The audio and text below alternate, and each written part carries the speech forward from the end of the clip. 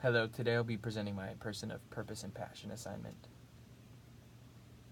Just a little bit of background. I've really struggled with purpose because I feel like I don't have a specific, tangible purpose right now, and that's something that I've been really frustrated at because I've been looking at all of my skills and my gifts, and I'm trying to figure out what I'm meant to do, where I'm being called, what my vocation is, and I'm not coming up with a single thing. I always thought that purpose was a big overarching theme. I thought I needed to have a Paul moment of clarity where there's a blinding light and a booming voice that said, "This is what you're called to do," and I haven't had that, and so that's been really frustrating. And that's maybe a misconception of what purpose meant in that side. What passion was for me, I thought passion was usually a gift, like a talent or a skill. I use it to purpose and passion. I often use them interchangeably. I often said that, well, if I'm really good at playing the trumpet, then that is my purpose in life. That is my passion, and therefore that is my purpose. I thought that my purpose was driven by my passion. I thought that what I like to do is essentially what I'm meant to do. Or I'm looking for this thing that I have an overwhelming calling to it, and that's what I thought passion was. So anyway, so a little bit of a bio of Tim Crowley, the man that I interviewed. He grew up in a poor family home. He paid his way through college. He started working at the age of 12. Um, and he had a pretty successful career in many different facets. It's not a very straightforward career, which is very interesting. He was a successful television producer, and he actually produced Christian music for a while. And then he shifted and he jumped gears, and then he did foreign aid in foreign countries, and he ministered to poor people, and he did hydroponic water plants, which is super complex and super crazy. And then once again, he shifted gears, and now he's actually a cricket farmer. He owns his cricket farms and he sells to pet stores, which is crazy because it's not something that he could have ever, like he said, that it's not anything that he ever dreamed of doing. So it's interesting because he doesn't. I asked him, and he said he doesn't feel like he has one overarching purpose in life. There wasn't one thing that he was called to. He didn't have a specific passion like an artist's gift that he chased after. And so I thought that was really relieving, really interesting. And so now I asked him about purpose, and I asked him to define purpose. And essentially what he said is purpose is what people are supposed to do in that moment. It's very situational. So he said if a person has an addiction, their purpose is to overcome that addiction. If a person's lawn is too long, their purpose is to mow the lawn. So he has a very situational idea of purpose. So it's not necessarily an overarching life purpose kind of thing, but it's more about what do you have to do to be productive and to make the world a better place and to make yourself a better person. Um, and I asked him to define passion. And this is what I thought was really interesting. He came up with two definitions of passion. So he talks about the inherent passion, which is the gift and the skill. And he says these are out there, but he said they're often very rare and they're often confused with purpose. So somebody who's got a really great voice, that's their passion, and that often becomes their purpose. They need to pursue that, and it's their purpose in life. But a lot of people look at that and they say, "I want a purpose like that," but that's not necessarily those inherent purposes are very rare, and they're glorified. They're romanticized, and people want them, even though that's not necessarily the most practical thing. And then the next thing he talked about was develop passion. And develop passion is more of a mindset. It's a choice that you make. It's approaching the mundane situations like mowing your lawn with passion. It's choosing to be passionate about what you're doing, even though it might not be the best. It might not be the most interesting. Might be the greatest thing. Even though it might feel like you're not changing the world.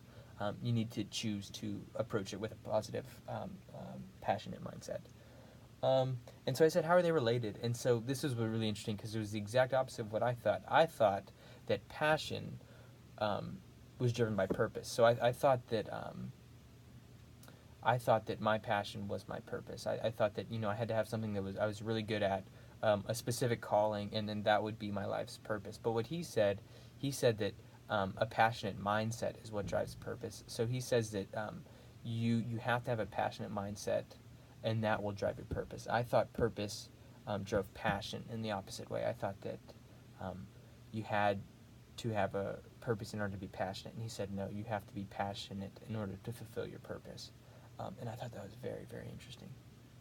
Um, And then something that he talked about was a purpose statement, and this was really new to me, and I really enjoyed kind of his insight to that. And so essentially, when he was young, he wrote a purpose statement, and what that was is he said, "My purpose is to do this," and it consisted of making himself a better person and making the world a better place, and feeling grateful for the life that he's lived. Um, and I thought that was really interesting. And so essentially, what he said is he wrote it down, and then he's revisited it over the years, and each time he's been like, does that describe what I feel like my purpose is? And he said, yeah, yes, it is. And so that kind of idea of writing down your purpose, and in a way, it gives you a little bit of freedom to define your own purpose. When you feel like there's not a vague, or when there's not a very specific purpose, like my purpose is to sing at the Met or whatnot. Um, how do you live with purpose and passion? And the two things that he said is being really intentional about being passionate about even the mundane things. And then the other thing that he said was self-reflecting and always thinking about, okay, where can I be more passionate in my work, and what purpose am I being called to right now? Like, am I being called to talk to this person? Am I being called to minister to these people? And so just to have that conversation in your head, and to always be going back and forth, and questioning what's your purpose, and where you need to be more passionate, and being intentional and being passionate. And so essentially the analysis, what I took away is I realized that I had romanticized this idea of purpose, and that I had confused purpose and passion in many ways. Um, I learned that purpose is not always an overarching theme, and then I learned that passion drives purpose. You have to have a passionate mindset, and that will drive your purpose, rather than the other way, where you have to have a purpose in order to be passionate. Um, Okay, and so now how does this connect to leadership? So now I have this quote here that says, human beings yearn to live a satisfying life. People in organizations, groups, communities want to live with meaning and purpose through engaging with others. So what I thought that meant, and I thought it was very interesting, because it was from our last chapter on positivity.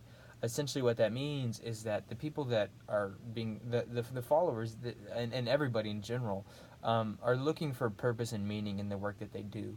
And so as leaders, what we're supposed to do, good leaders are supposed to inspire that passion, and help them understand the importance that their work does. So we need to first let them know how their work is beneficial, how it betters themselves, how it betters the organization, the group, the world, whatnot. And then we need to encourage that positive mindset, that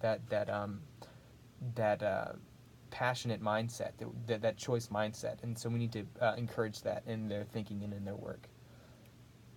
Yeah, so that was that concludes my presentation. I thought this was a really great presentation for me, because it really did give me some it gave me some peace in mind, being like, okay, I don't need to figure out what my career is going to be, where I'm called to, who the people I need to call to. I didn't need to plan out the rest of my life in order to have a purpose and have a passion, and that was really meaningful to me. So I really enjoyed kind of this look into purpose and passion.